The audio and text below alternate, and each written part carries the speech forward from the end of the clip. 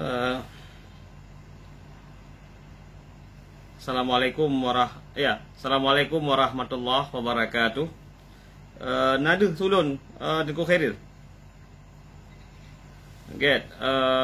Yang saya hormati Habib Miswari, kemudian Bapak Nur dari Rumi Institute, kemudian Pak Kiai Khairil Miswar. Ini malam ini bagi saya merupakan MPDT ini Pak Habib. MPDT bermakna Majelis Pengajian Tasawuf Terakhir. Jadi jangan disalahpahami, ini istilah baru yang kita ambil, meskipun yang MPDT sebelah sana sudah ada masalah. MPDT ini semoga tidak ada masalah, dan kita nobatkan pemimpin MPDT kita pada malam ini adalah Habib Miswari Bantaleman. Itu harus disetujui, kalau tidak saya nggak mau jadi pembicara. Karena udah berulang kali beliau minta saya jadi pembicara untuk ngurusin pancung. Bukan pancung, cambuk. Saya bilang saya nggak ngurusin cambuk, tapi kalau untuk mau ngomentarin buku, oke lah, barang 10-15 menit sebagai penghormatan saya kepada sarjana dari Matang Gelumpang 2 ini yang telah berhasil menulis sekitar 15 buku kalau nggak salah saya. Jadi ini pencapaian yang amat luar biasa dari sosok Habib Miswari. Kenapa saya panggil beliau Habib? Itu karena memang beliau Habib. Makanya tadi ketika beliau bicara tadi, saya tidak melihat aura Habibnya. Takut ketemu dengan kita-kita. Ini saya besok nggak mau lagi kayak gitu Habib bicara. Harus bicara yang seperti Habib. Jangan terlalu serius. Ya, nyokap poti tengah dikurung Habib. Jadi hanjit lah serius dalam kabar dol. Nah, saya memang tidak banyak mengomentarin buku karena sudah tadi dijelaskan secara tuntas oleh Pak Nur, dan saya rasa apa yang beliau sampaikan itu sudah amat luar biasa. Dan saya sendiri bukan bidang sufi, saya S3 saya antropologi. Jadi ini saya selalu berharap kepada para mustami tidak tersesat oleh saya ketika saya nanti menyampaikan beberapa hal menyangkut tentang sosok Habib ini. Jadi saya membagi ada 2 penjelasan utama dalam review buku ini. Pertama, saya ingin menjelaskan dulu sosok Habib Miswari.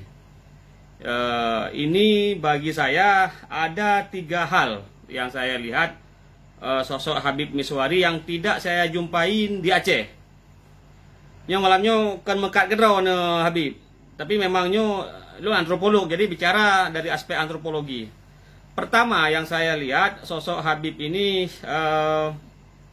kepribadian. Jadi beliau ini memang memiliki kepribadian yang unik dan sangat tekun. Jadi saya belum pernah lihat orang nulis buku sebanyak ini kemudian tekun.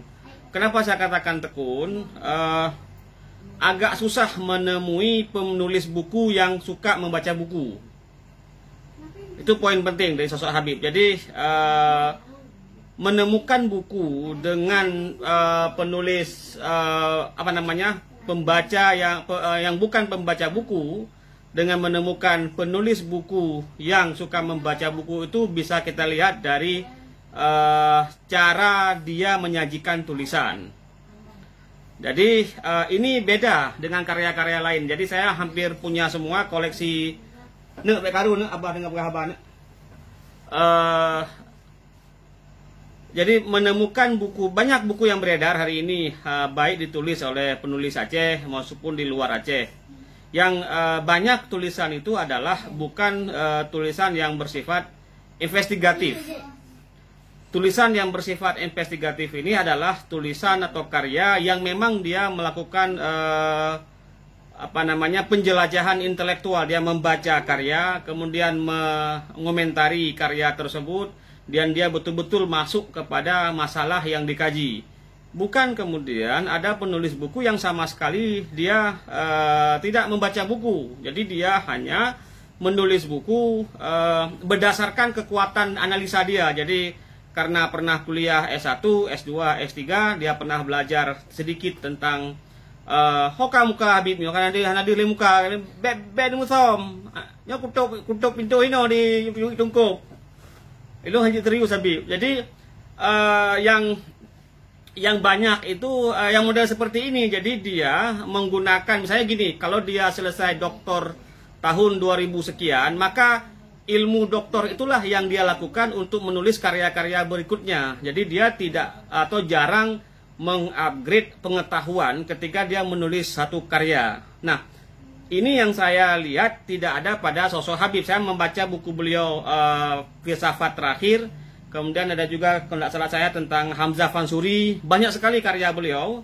Dan rata-rata tulisan beliau itu memang tulisan yang bersifat investigatif. Ini yang saya rasa nilai plus bagi dan patut ditiru oleh adik-adik penulis lainnya ketika mencari sosok atau siapa yang boleh ditiru untuk menulis buku. Ya, bukan menulis artikel dan opini di koran, itu lain lagi nanti tokohnya. Jadi untuk menulis buku di Aceh, kalau saran saya sekarang bolehlah mengikuti jejak kepenulisan dari Habib Miswari Bantaleman.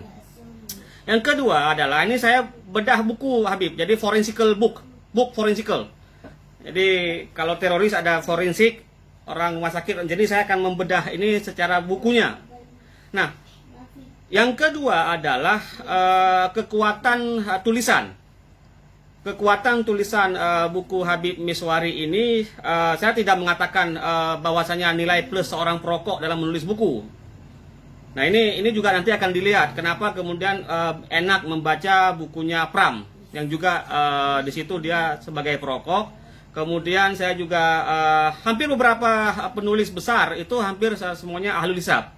Nah, kenapa saya katakan perokok kemudian menulis, itu ada satu keseimbangan dalam otak mereka ketika menulis, menemukan diksi yang tepat. Nah, ini saya tadi ketika saya baca buku Bedikem Habibnya kok serius kau buka apa? Ini ketika saya membaca buku ini Tasawuf Terakhir, jadi kelihatan saya bisa membayangkan berapa batang rokok yang dihabiskan. Dan itu bagi saya bukan masalah. Saya ketemu dengan Wan Muhammad Nur di Malaysia. Ketika saya ke rumahnya, saya ditawari cerutu Pak Nur. Jadi Wan Muhammad Nur, dan saya rasa Sayyid Nukib Alatas juga perokok juga, tapi mereka hisap cerutu. Nah, ini diksi cara penyajian tulisan ini padat. Jadi ini yang saya rasa saya sering jumpa, dan juga ini kekuatan ini juga dimiliki oleh Bang Khairil Miswar. Jadi menemukan buku-buku yang ditulis oleh para perokok itu bisa dibuat juga sebuah riset tersendiri Habib Miswari tentang bagaimana pengaruh rokok ketika orang menulis pakai rokok. Kemudian dia menemukan sebuah istilah atau diksi yang tepat untuk menggambarkan hasil analisanya dari sekian bacaan.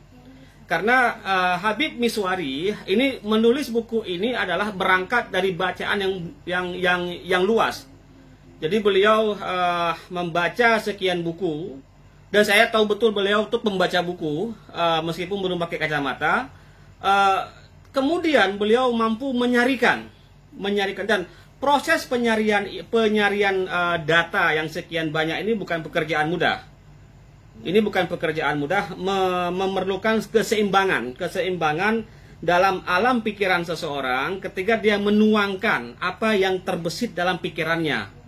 Nah, ini saya rasa kekuatan penulis yang mereka, saya juga termasuk ahli itu, Habib. Jangan pikir saya ini kita sama mazhabnya. Cuma saya ingin mengatakan karena saya baca ini dia betul-betul penulis orang yang menyajikan ide, dan dia melakukan deep thinking yang dia lakukan, yang Habib Miswari lakukan. Proses perenungan yang beliau dapatkan dari berbagai bacaan berat itu kemudian dituangkan dalam bahasa-bahasa yang enak dipahami, dan ini bukan pekerjaan mudah. Membahasakan sesuatu yang sulit dipahami dari teks tadi ada disebut Fusus Hikam, kemudian ada Farid Attar, banyaklah karya-karya sufi, kemudian ada Hamzah Fansuri, itu bukan pekerjaan mudah memahami teks mereka. Saya ketika tadi Pak Nur bicara, saya langsung ingat Nasir Ahmed Al-Jabiri tentang buku dia yang agak tebal itu Falsafah Ta'wil. Jadi Falsafah Ta'wil itu dia menceritakan bagaimana memahami Ibnu Arabi, dan saya sampai sekarang belum berhasil memahami lautan teks dari Ibnu Arabi tersebut. Nah, ini yang saya rasa nilai plus dari seorang Habib Miswari dalam menghasilkan karya yang saya rasa ini bukan karya terakhir. Meskipun judul bukunya adalah karya terakhir, saya yakin dalam folder komputer beliau itu ada sekian belasan buku lagi. Jadi saya tanya sama beliau, di mana beliau menulis buku, katanya di salah satu warung kopi di Langsa, dan beliau menulis di sana, bekerja di sana di dalam ini menarik. Jadi bagaimana beliau berpikir dalam kebisingan, di warung kopi itu bising. Beliau menemukan sebuah situasi satahat dalam menulis, kemudian lahir buku, dan buku kalau saya boleh hitung 400-an halaman ini ada sekitar 75.000 kata. Ini karena saya penulis buku Pak Nur, jadi saya harus betul-betul bisa membedah forensik buku tersebut. Berbeda misalnya ketika saya diminta membedah buku lain, dan buku yang lain itu adalah buku-buku yang hanya perenungan saja. Jadi dia merenung, kemudian dia menulis. Ketika ditanya apakah Anda baca buku ini, buku A, buku B, ya belum sempat dia lihat. Nah, ini satu catatan penting buat Habib Miswari dan juga teman-teman lain yang ingin ingin mencontoh siapa role model untuk penulis zaman sekarang. Dan saya dengan Habib, umur kami beda 5 hari. Jadi lebih tua Habib dengan saya, karena Habib lahir tanggal 12 September, saya lahir 17 September. Jadi tapi tahun yang berbeda, saya 78. Jadi saya rasa ini poin penting ketika kita ingin mendudukkan sosok Habib Miswari dalam menulis buku. Dalam usia muda sudah menghasilkan karya sebanyak lebih dari 15 buku, kemudian ada puluhan artikel, demikian juga mengedit sekian buku, dan ini nilai plus bagi saya. Makanya saya mencadangkan forum kita ini namanya Forum MPTT, Majelis Pengajian Tasawuf Terakhir. Nah, yang kedua saya akan masuk kepada diskurs. Diskurso itu artinya apa yang ditulis oleh Habib Miswari dalam karyanya. Terus terang saya bukan sekali lagi ahli tasawuf. Karya saya yang bau-bau tasawuf hanya satu, yaitu Wahdatul Wujud. Wahdatul Wujud, dan itu buku yang cukup lama lah, tahun 2012.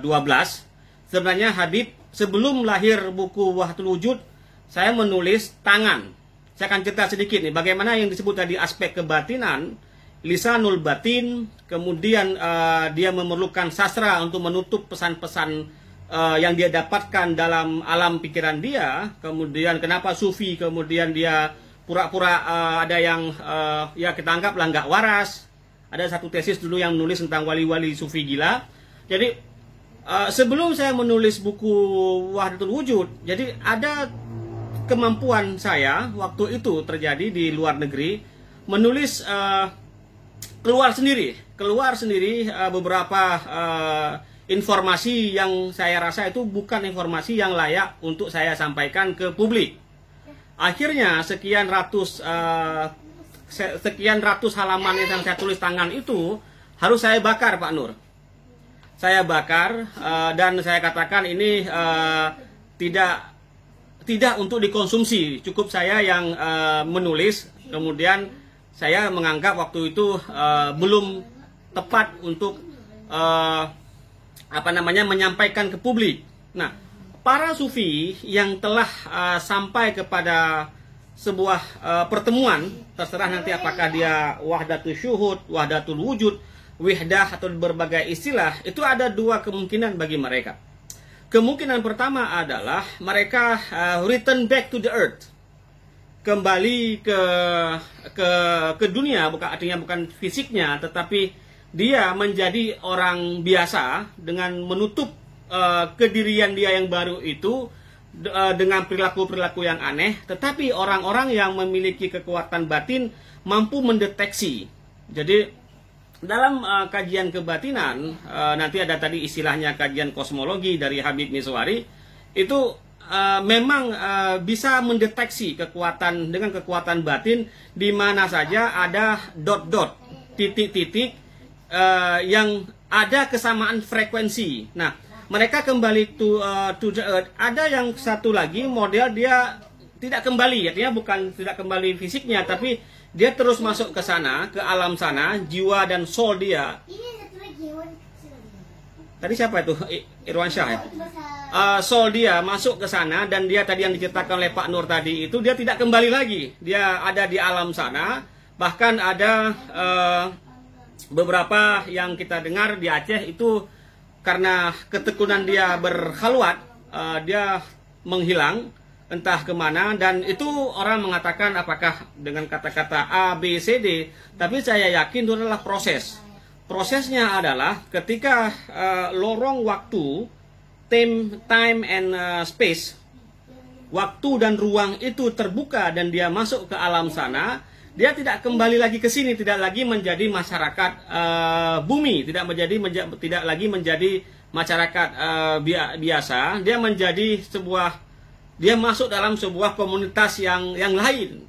Di sana mereka kemudian bertemu dengan para kelompok-kelompok yang telah duluan berangkat. Nah, hal-hal seperti ini sebenarnya dalam kajian sufi, dan kalau kita baca kitab Tabakat misalnya, itu memang bukan hal baru.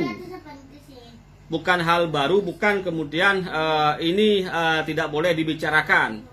Tetapi yang menarik hari ini adalah ketika kehadiran tasawuf, kajian sufi ini hadir dalam konteks kekinian. Apakah tasawuf itu mau dikawinkan? Tadi saya lihat pola Habib Miswari itu mengawinkan dengan filsafat.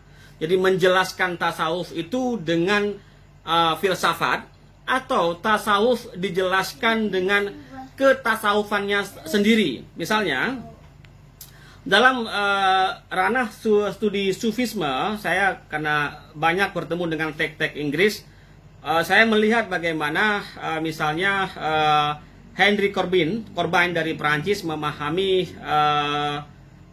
Syekhul Akbar tadi. Kemudian Habib mengatakan beliau lebih tertarik dengan Toshihiko Ijutsu. Kalau Habib Miswari suka dengan Ijutsu, maka Habib adalah suka dengan Naqib Al-Atas. Maka wajar disertasi Habib itu tentang konsep-konsep yang ada dalam Hamzah Fansuri. Demikian juga ada, kalau kita lihat penjelasan sufisme atau sufis atau tasawuf itu dalam perspektif histori. Jadi ini yang bisa kita lihat misalnya dalam karya Carl Ernst.